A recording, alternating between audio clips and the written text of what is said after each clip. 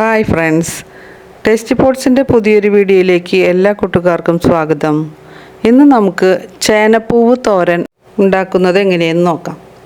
നമുക്ക് ഈ ചേന പറിച്ചു വെച്ചിട്ട് കുറേ നാളായി. ഇത് അങ്ങനെ ഇരുന്ന് മുളച്ചതാണ്. നമുക്കിതിൻ്റെ പൂവെടുത്ത് കറി വയ്ക്കാം. അപ്പോൾ 2 പൂവ് കിട്ടിയിട്ടുണ്ട്. ഞാനിപ്പോൾ ഒരെണ്ണം കറി വയ്ക്കുന്നത് ഇവിടെ കാണിക്കാം.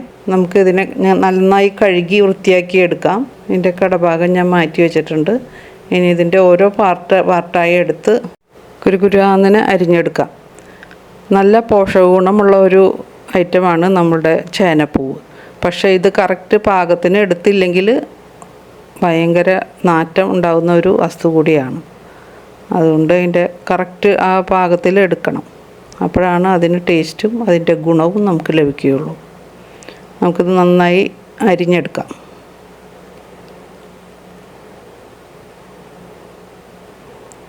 ഇതിത്തിരി കട്ടിയുള്ള ഭാഗമാണ്, ഈ ഒരു ഭാഗം മാത്രം. അതും പക്ഷെ അരിയാനൊക്കെ പറ്റും. നമുക്കതും ചെറുതായി അരിഞ്ഞെടുക്കാം, കനം കുറച്ച് അരിഞ്ഞെടുക്കാം. അങ്ങനെ ഓരോ ഭാഗങ്ങളും നമുക്ക് അരിഞ്ഞെടുക്കാം. നമുക്ക് ചൊറിച്ചിലൊന്നും ഉണ്ടാവില്ല കേട്ടോ. ഇത് ചേന പോലെ നമുക്ക് ചൊറിയുന്നുള്ള പേടിയൊന്നും വേണ്ട. നല്ല ടേസ്റ്റുമാണ് കറി വെച്ച് കഴിഞ്ഞാൽ. ഈ ഭാഗം കണ്ട, ഇതിൻ്റെ ഉള്ളിൽ നല്ല സ്പോഞ്ച് പോലെയാണ് ഇരിക്കുന്നത്. അതും നമുക്ക് കറി വയ്ക്കാൻ ഉപയോഗിക്കാവുന്ന ഭാഗം തന്നെയാണ്. അതും നമുക്ക് അരിഞ്ഞെടുക്കാം. ഈ ഒരു സീസണിലാണ് ചേനപ്പൂവ് അധികം ഉണ്ടായി കാണാറ്. എപ്പോഴും നമുക്ക് ഉണ്ടായി കിട്ടുന്ന ഒരു ഐറ്റം അല്ല ഇത്. അതുകൊണ്ട് ഈ സമയത്ത് കിട്ടുന്നവരൊക്കെ ഇത് ഉപയോഗപ്പെടുത്താൻ ശ്രദ്ധിക്കുക. ഈ ചേനപ്പൂവ് തീയിൽ വയ്ക്കുന്നവരും മസാലക്കറി ഉണ്ടാക്കുന്നതൊക്കെ കേട്ടിട്ടുണ്ട്. പക്ഷെ ഞാനിതുവരെ ചെയ്ത് നോക്കിയിട്ടില്ല. അങ്ങനെ ചെയ്യുന്നവരുണ്ടെങ്കിൽ ഒന്ന് പറയണേ. അപ്പോൾ നമുക്ക് ഈ ഭാഗം കൂടെ ഒന്ന് അരിഞ്ഞെടുക്കാം. ഇതിൻ്റെ ഉള്ളിൽ നല്ല നാര് പോലെയാണ് ഇരിക്കുന്നത്. തീരെ കനമില്ലാത്തൊരു ഭാഗമാണിത്. ഇതും നമുക്ക് അരിഞ്ഞെടുക്കാം. ഇതിലൊന്നും വേസ്റ്റ് ചെയ്യാനില്ല. ചേനപ്പൂവ് കംപ്ലീറ്റ് നമുക്ക് ഉപയോഗിക്കാവുന്നതാണ്. ഇനി നമുക്കൊരു ചട്ടി അടുപ്പിൽ വെച്ച് ഓയിൽ ഒഴിച്ച് അതിൽ കടുക് ഇട്ട് കൊടുക്കാം. ഇനി അത് മൂടി വെച്ച് നമുക്ക് കടുക് പൊട്ടിക്കഴിയുമ്പോൾ അതിനകത്തേക്ക് വെളുത്തുള്ളി, ഇഞ്ചി, സവോള, പച്ചമുളക് ഇത്രയും സാധനങ്ങൾ ഇട്ട് കൊടുക്കാം. 2 തണ്ട് വേപ്പില കൂടി നമുക്ക് ഇട്ട് കൊടുക്കാം.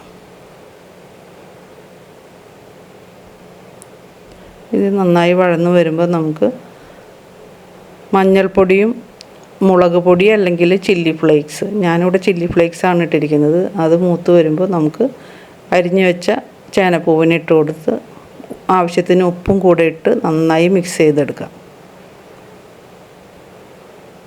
നന്നായി മിക്സ് ചെയ്തതിന് ശേഷം നമുക്ക് മൂടി വെച്ച് ഏറ്റവും കുറഞ്ഞ തീയിൽ വെച്ച് നമുക്കിത് വേവിച്ചെടുക്കാം. ഇടയ്ക്ക് ഒന്ന് തുറന്ന് ഇളക്കിയിട്ട് കൊടുക്കാൻ ശ്രദ്ധിക്കണം, അടി പിടിക്കാതിരിക്കാനായിട്ട്. ഞാനിപ്പോൾ ഇവിടെ ഇളക്കിയിട്ട് കൊടുക്കുന്നുണ്ട്. നമ്മളുടെ ഏകദേശം വെന്തിട്ടുണ്ട്. ഏകദേശം വെന്ത് കഴിഞ്ഞാൽ നമുക്കിതിനകത്തേക്ക് തേങ്ങ ചിരവിയത് ഇട്ട് കൊടുക്കാം. എന്നിട്ട് വീണ്ടും ഇളക്കി 2 മിനിറ്റും കൂടെ ഒന്നുകൂടെ ആവി കയറ്റാം. അതിന് ശേഷം തീ ഓഫ് ചെയ്താൽ നമ്മുടെ ചേനപ്പൂവ് തോരൻ ഇവിടെ റെഡിയായി. അപ്പോൾ ചേനപ്പൂവ് കിട്ടുന്നവരൊക്കെ ഒന്ന് ട്രൈ ചെയ്ത് നോക്കണേ. നല്ല ടേസ്റ്റുള്ളൊരു വിഭവം തന്നെയാണ്.